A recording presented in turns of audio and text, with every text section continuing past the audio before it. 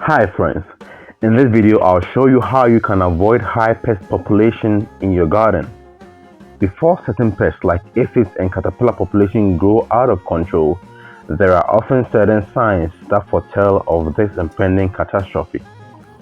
If pest population becomes high, you have to use drastic measures to control them, and this can be time consuming or even expensive. And they can turn your crops from this state to that state. Therefore, it's often better to scout your crops frequently to spot early signs of pests. This video will focus on early signs of impending caterpillar outbreak. A caterpillar is a larva or baby of a butterfly or moth. These are voracious eaters and they can eat leaves quickly, potentially decimating your crops within the shortest possible time. You therefore need to pay close attention to the leaves of your crops. Look out for a cluster of small or even tiny creamy white circles. But these circles can be of a range or shades of colors such as brown, yellow, green, or even black.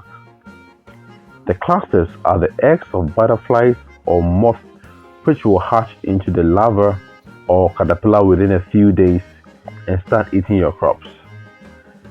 Some caterpillars have a wide range of crop hosts they can attack, but others are limited to one or just a few crops. While scouting for these eggs, you need to look on both the surface and underside of the leaves.